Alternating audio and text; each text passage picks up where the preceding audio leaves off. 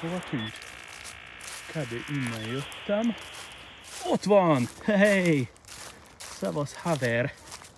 Hát ne haragudj, de a tesztelés az erről szól. Kicsit beleállt a földbe.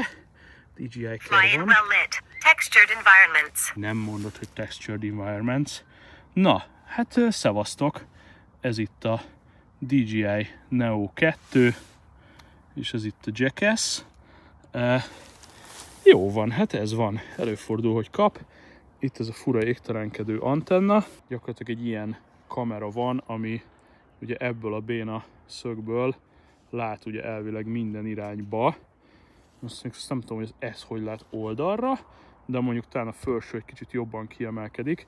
Lényeg, hogy ez a 2 optikai szenzor van összesen, és akkor van az előre nézős, itt a jobb oldalon LIDAR. Általában LIDAR-ba nem szabad belenézni iPhone-nal, mert akkor annyi. Talán ennél a teljesítményen ez nem számít. Na, szóval ez volt a legelső benyomás. Nagyon gyors, nagyon szépen követ.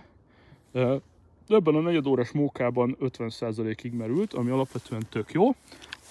Úgyhogy itt ez a videó, itt van a drón, és kérlek benneteket, hogy gyorsan irány a kommentmező, és mondjátok meg, hogy mire vagytok konkrétan kíváncsiak, mi legyen a tesztben holnap után.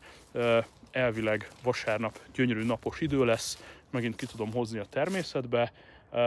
Én nem akarok most itt számokkal dobálózni, azok ott vannak a honlapon. Kérdezz légy szíves, praktikus dolgokat, amit te is kipróbálnál. Mire vagytok kíváncsiak? Itt a drón, nyúzzuk együtt. Ez a videó ennyi volt. A következőben találkozunk, a forgatókönyvet meg te írod. Cső.